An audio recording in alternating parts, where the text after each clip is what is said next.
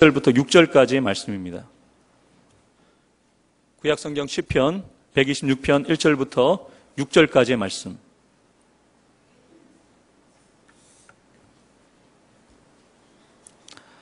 다 찾으셨으면 한 절씩 교독하겠습니다. 여호와께서 시온의 포로를 돌려보내실 때에 우리는 꿈꾸는 것 같았도다.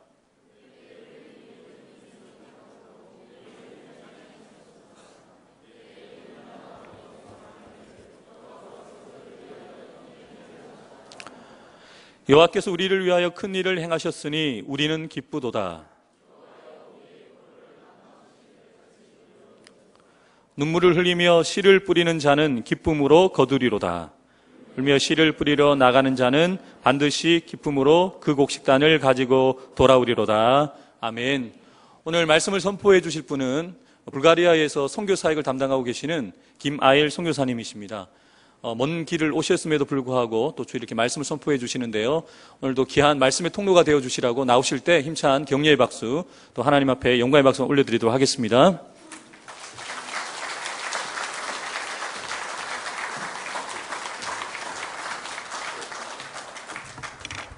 감사합니다. 불가리아 영상을 먼저 좀 같이 나눠 보았으면 좋겠습니다.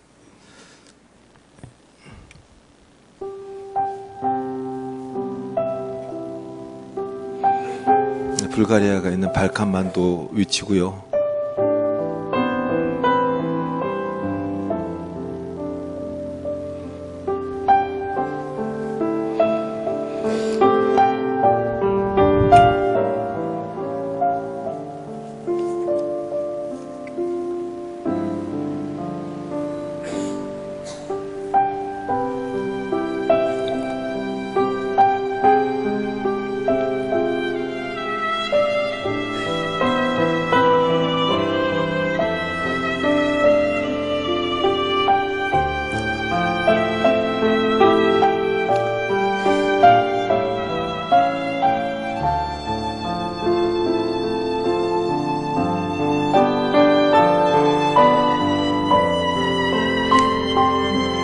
불가리아의 자연과 역사를 잠깐 써머리하였습니다.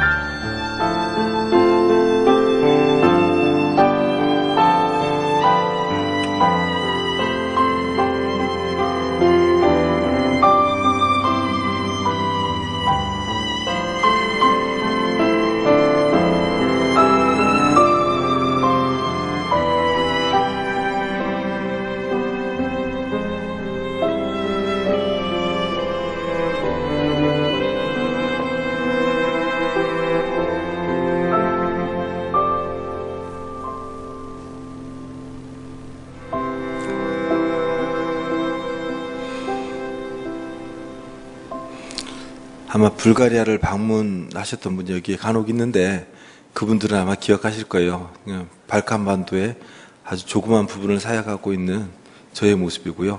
다른 선교사님들은 더 위대한 사역들을 하고 있습니다. 여러분들은 오랜만에 보니까 너무 반갑습니다. 너무 감사하고요. 자, 서로 인사할까요? 해피 추석 되세요. 저희가 선 곳이 땅끝입니다. 예배자가 됩시다. 네. 기도하겠습니다. 하나님 아버지 감사합니다. 주님께서 허락하신 귀한 이 땅에 예배자로 서 있는 사람들 서로 만나게 하시니 감사합니다. 하나님, 저희들이 천국을 소망합니다. 이 땅의 천국도 소망할 수 있도록 허락하여 주시고 주님 주신 사랑으로 말미암아서 그 천국들을 나누는 사람 될 수 있도록 도와주시옵소서. 예수님 이름으로 기도합니다. 아멘. 저기 멀리 뽀얀 먼지를 일으키면서 달려오는 무리들이 있습니다. 그 무리들이 점점 형태를 드러내는데 수십만의 군대의 모습이 돼요. 가까이 오면 올수록 그 모습이 더 위용 있게 드러납니다. 바로 불가리아를 해방시키려고 멀리 러시아에서 온 20만 명의 군인들의 모습입니다.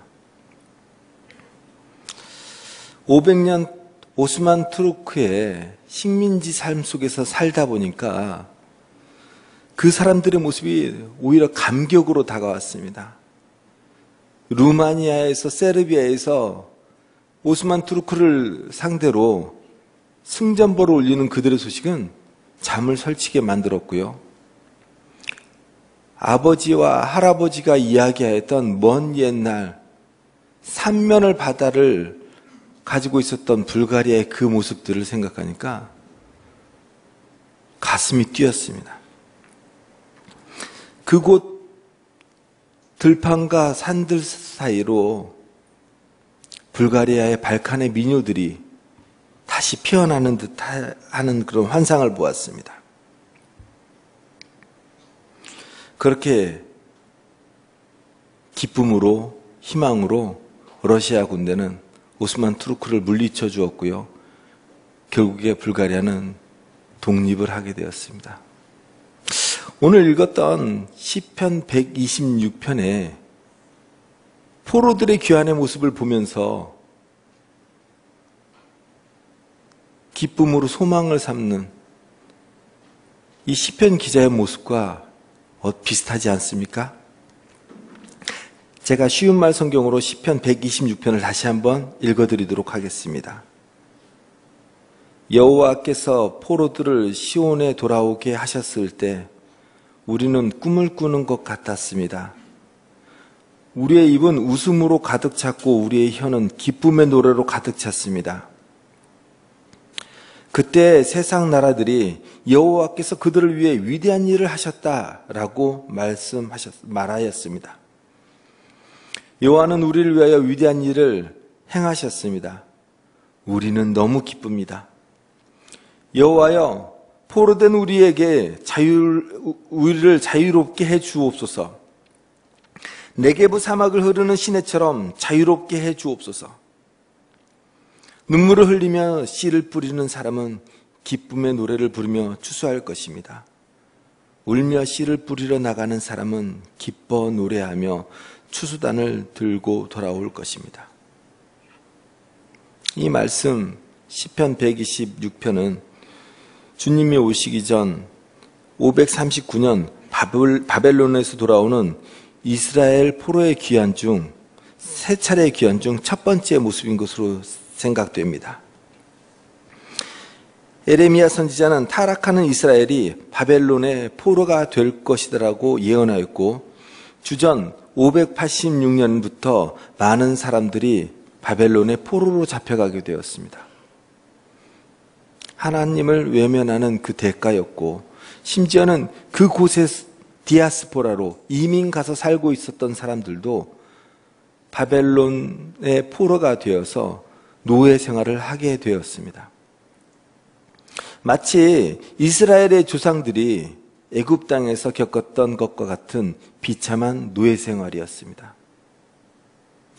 이 노예 생활을, 이 식민지 생활 비슷한 걸 우리도 겪었지 않습니까?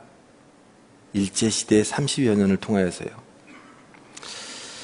바로 그들이 하나님을 버린 죄의 대가로 그들은 기약도 없고 희망도 없는 삶을 살아야 되었고, 과거에 다윗과 솔로몬을 통하여 자신들에게 복을 주신 하나님을 간절히 그리워하였습니다. 고된 노역이 밤이 늦어서야 끝나면 그들은 자정 가까운 달밤에 하나님을 찬양하기 위해서 버드나무 가지 아래로 모여들었습니다. 자신들의 처지가 너무도 처량하고 안타까워서 찬양을 부르지도 못하고 자기들이 가져왔던 수금과 비파를 버드나무 가지에 걸어 놓았습니다.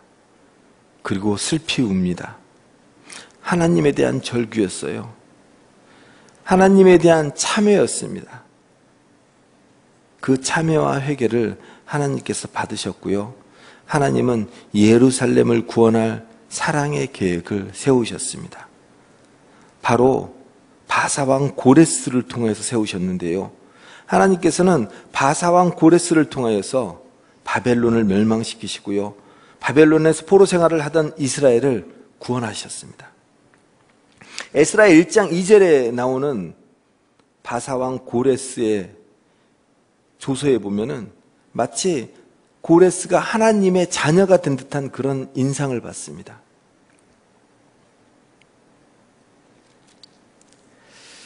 하나님을 높이는 그 모습은 하나님만이 참신이라고 이야기합니다.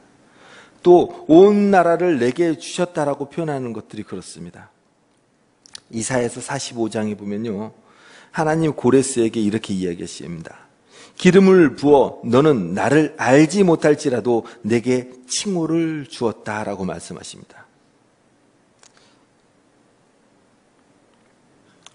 희망이라고는 하나도 없을 것 같던 포로 생활 속에 구원의 약속은 어둠 속에서 비춰오는 한 줄기 빛 같은 것이었고, 마치 사망 직전에 구조를 당한 조난자의 모습과도 같은 것이었습니다.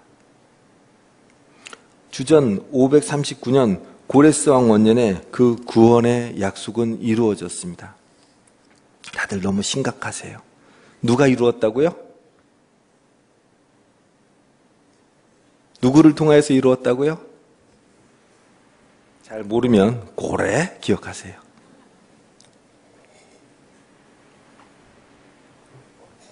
죄송합니다. 제가 어제 도착해가지고 아직 불가리아는 새벽 시간입니다. 그러니까 여기서 비몽사몽간에 서 있지만 하나님께서 고레스를 역사하셨듯이 저를 사용하기를 원합니다.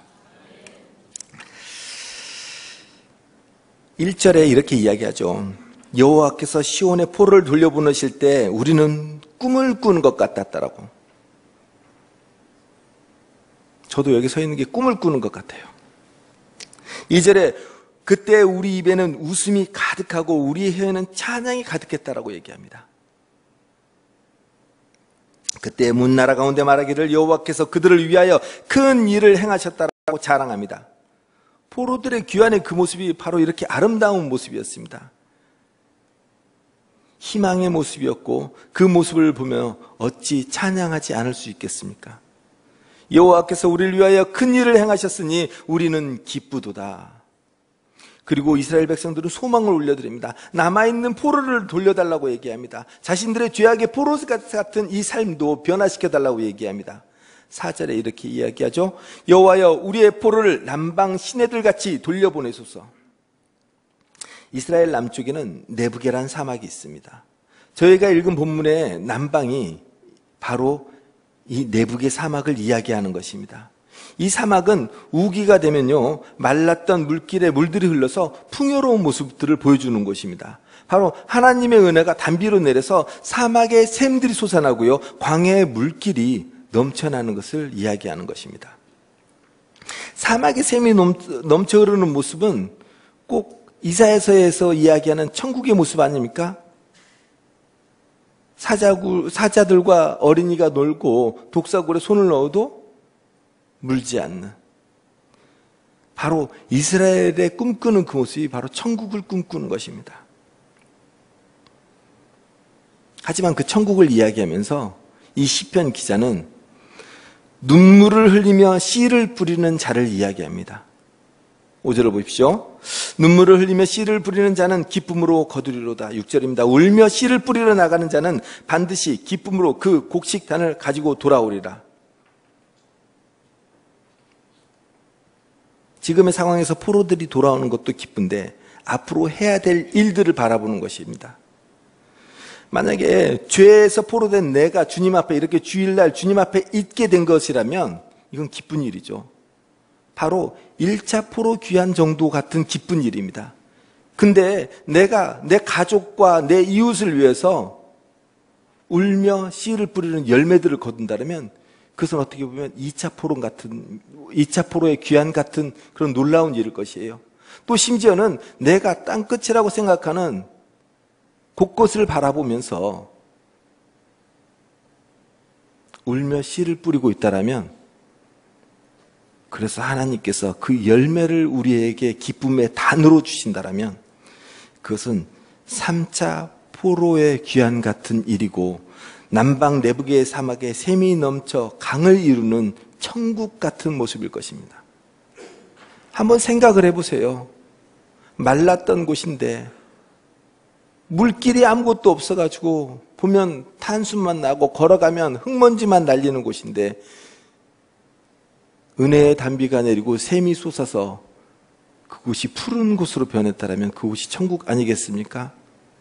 바로 우리의 심령들이 그런 것이고 우리들의 삶들이 그런 것이고 심지어는 선교지들이 그런 것입니다.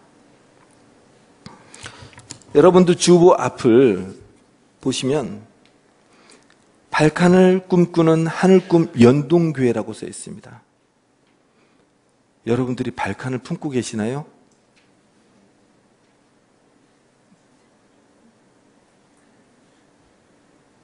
여러분들이 발칸을 품고 계시나요? 사실 발칸은 품기가 힘든 곳이에요.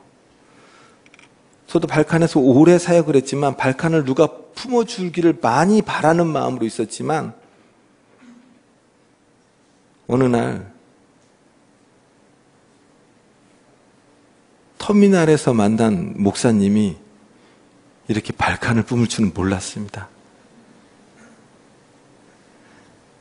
그분이 선교사가 어떻게 되었어요? 얘기해서 제가 좀 얘기를 했고, 그리고 소망이 뭐가 있어요? 해가지고 그런 얘기들을 했는데, 그것들 함께 합시다라고 동역하더니, 팀도 보내시고, 지금 아예 발칸을 연구하러, 유럽을 연구하러 다니시잖아요. 발칸 선교사님들을 만나러 쭉 제가 다니면서 꼭 1차 포로 귀환을 바라보는 이 마음을 느꼈어요. 꼭 러시아 군대가 먼지를 일으키면서 북쪽에서 오는 이 마음을 느꼈습니다. 그러면서 욕심이 생겼어요. 우리의 남방 내북의 사막에 샘이 넘쳐 흐르듯이 발칸에도 이러한 역사들이 일어나게 해 주옵소서. 실제로 발칸반도는요, 오스만 투르크 식민지에서 해방이 되고도 서로의 이익을 구하려고 서로 싸웁니다. 1차 발칸, 2차 발칸이 1차 발칸 전쟁과 2차 발칸 전쟁이 그 이야기였고요. 1차 대전이 시작된 사라예보의 첫 총성이 울린 것도 1차 세계대전의 첫 총성이 울린 것도 바로 발칸에 있는 사라예보입니다. 2차 세계대전 때는 이 발칸반도 자체가 완전히 탱크들로 산도 짓밟히고요, 사람도 짓밟히고요, 그런 전쟁의 무대였습니다. 불과 13년 전에는 세르비아의 밀로셰비치가 코소보에 살고 있던 알바니아 사람들을 내쫓겠다고 인종청소를 감행했던 것입니다. 불과 20년 전만 해도 지금도 남아있는 그 흔적들이, 총알의 흔적들이 제가 한번 거기 있었다라고 생각해 본 적이 있었거든요. 근데 살고 싶지가 않을 것 같아요. 너무 무서울 것 같아요. 어제까지는 형제 자매였고 언제까지는 이웃이었는데 종교가 다르다는 이유로, 인종이 다르다는 이유로 서로 무서워서 집 밖에도 나가지 못하고 서로 강간하고 유린당하고 살해하고 약탈하는 그런 모습이 내 주변에 있었다라고 생각해 보십시오. 바로 그곳이 발칸입니다. 여러분들이 품고 있고 제가 살고 있는 곳입니다.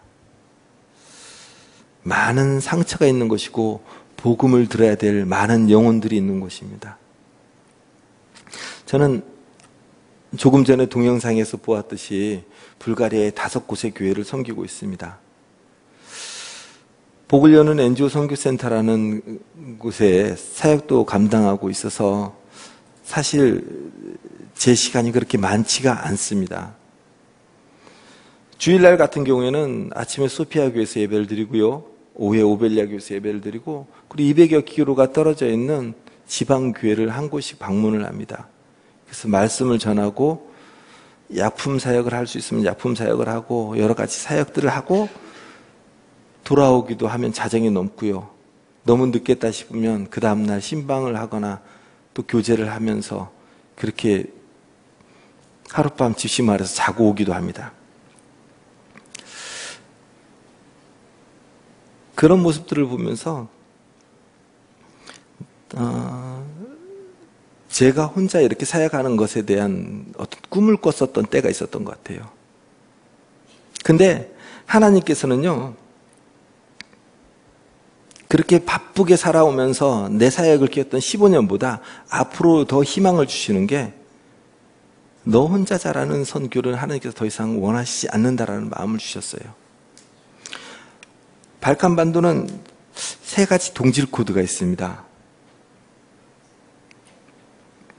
언어적 동질 코드, 종교적 동질 코드, 그 다음에 종교적 동질 코드인데, 경제적 동질 코드, 언어적 동질 코드, 종교적 동질 코드, 그 3가지가 있는데, 그 3가지가 같은 그 동질 코드를 가지고 있으면서 선교사들이 연합을 한다면 훨씬 더 큰 사역들을 할 텐데, 누구도 하나도 그런 일들에 대해서 감당하는 사람들이 없었어요. 그런데 한 3년 전인가요? 독일에 계신 김성수 목사님이라는 분이 전화가 오셔서, 알바니아에는 배추가 안 난다는데 불가리아에서 김치를 담아가지고 갖다 주면 어떨까라고 이야기를 하시더라고요. 선배님이시고 그러니까 그러자고 그랬고, 그러다 보니까 김치 사역도 시작되었습니다. 근데 그것도 제가 사역하는 것 아니에요. 저는 거기에서 뭘 하는 사람이냐면 심부름을 하는 사람이고 운전수를 하는 사람입니다. 근데 그것을 통해서 너무나 기쁜 거예요. 제가 주를 이루는 사역도 아니고 제가 교회를 개척하는 그런 사역도 아닌데, 그 사역을 통해서 하나님께서 기뻐하시는 것을 알게 되었습니다. 김장 배추를 소금에다 푹 절인 다음에요, 양념을 바르죠. 근데 양념을 바를 때 그 양념이 빨간 게 꼭 보혈 같아요. 그걸 발라가지고 이렇게 싸가지고 서로 입속에 넣어주는데 우정이 안 생기겠어요? 사랑이 안 생기겠어요? 바로 그 사랑을 하나님께서 받으시는 것 같아요.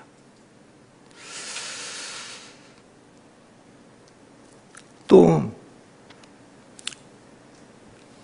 여러분들 같이 이렇게 단기 선교팀을 이렇게 초대를 해가지고 제 사역만 보고 제 사역만 축복해주고 가세요, 제 사역만 위해서 기도해 주세요가 아니고, 여러 선교사님들을 함께 보니까 그것도 하나님께서 기뻐하시는 것 같아요. 내 사역, 당신 사역이 있는 것이 아니고 함께 하나님의 나라를 이루어가는 사역에 대해서 한 파트 지체적 역할을 감당하는 것을 하나님께서 더 기뻐하시는 것이죠. 바로 그것이 먼 미래를 바라보면서 사막에서 샘이 솟아나서 천국이 되기를 바라는 마음이 아닌가 싶어요. 발칸이 발칵 뒤집혀서 성령의 폭발제가 될 줄 믿습니다. 발칸반도의 회복이 무슬림들을 품어 하나님께 돌아오게 될 줄 믿습니다. 발칸반도의 부흥이 한때 기독교 국가였던 유럽을 하나님 앞으로 다시 돌아오게 하는 회복이 될 줄 믿습니다. 발칸반도의 사랑이 가난과 기근 속에서 복음을 한 번도 들어보지도 못하는 아프리카 영혼들이 있는 곳에 소망을 품기를 원합니다. 이제 우리가 그 일들을 위하여서 눈물로 씨앗을 뿌려야 될 때입니다. 우리가 울며 그 땅으로 씨앗을 뿌리러 나가야 될 때입니다. 우리가 그 땅에 어떻게 뿌려야 되는지, 어떻게 울어야 되는지 알아야 될 때입니다. 그래서 저는 여러분들을 땅끝에 선 예배자가 되기를 축복합니다. 땅끝의 개념은 지구의 반대편이라고 생각했었습니다. 그런데 바로 제가 서 있는 곳이 땅끝이었습니다. 내 앞에서 시작한 땅끝은 바로 내 뒤에서 끝났고요. 내 오른편에서 시작하는 땅끝은 바로 제 왼편에서 끝났습니다. 지구는 둥그렇기 때문입니다. 바로 내가 선 이곳이 땅끝입니다. 여러분들이 선 그곳이 땅끝입니다. 하나님을 사랑하는 성도들이 서 있는 직장, 사회, 가정, 선교사들이 서 있는 곳들이 땅끝입니다. 지구의 한 곳이라도 빼놓을 곳이 없는 곳이 땅끝입니다.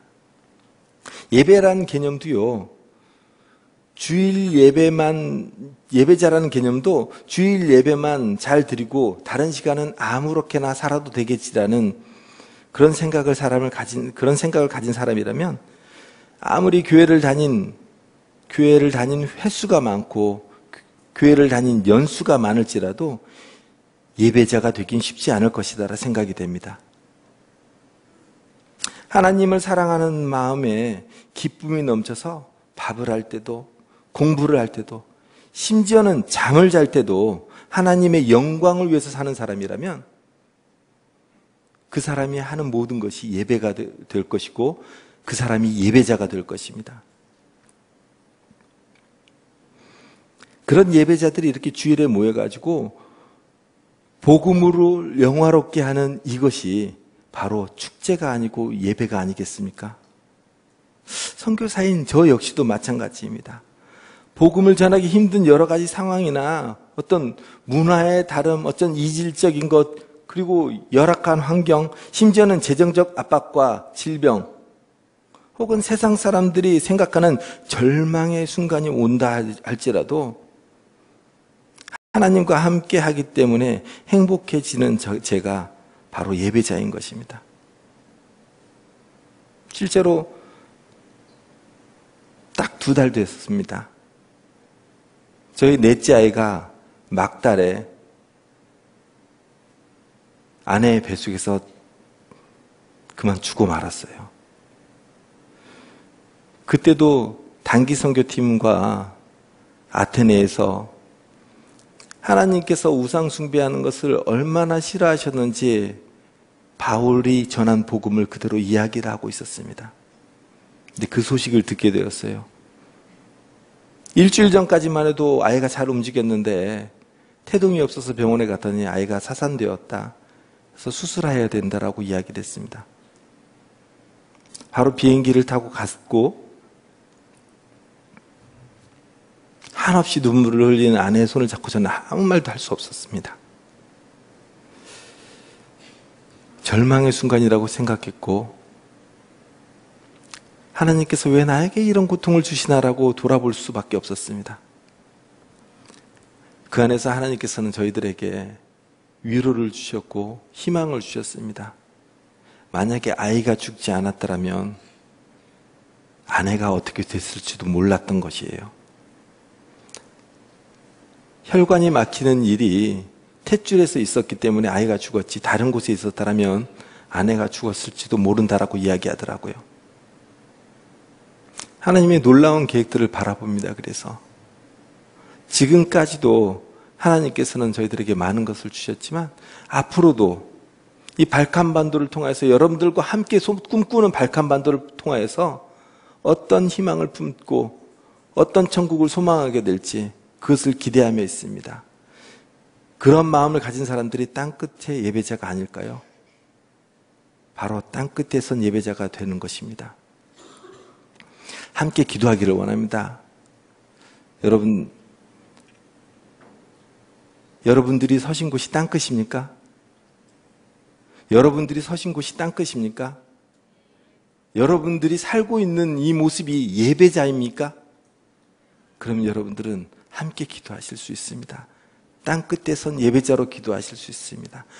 지금 주여 3번 외치고 발칸만도를 품게 해주신 하나님, 저희들의 모든 삶 속에서 하나님 눈물로 씨를 뿌려서 발칸만도의 열매가 맺게 해주세요. 저희들 삶의 열매가 맺게 해주세요. 하나님, 저희들은 내부의 사막과 같은 이 삶 속에서 천국을 소망할 수 있도록 하나님 회복시켜 주십시오. 그렇게 주여 3번 외치고 기도하기를 원합니다.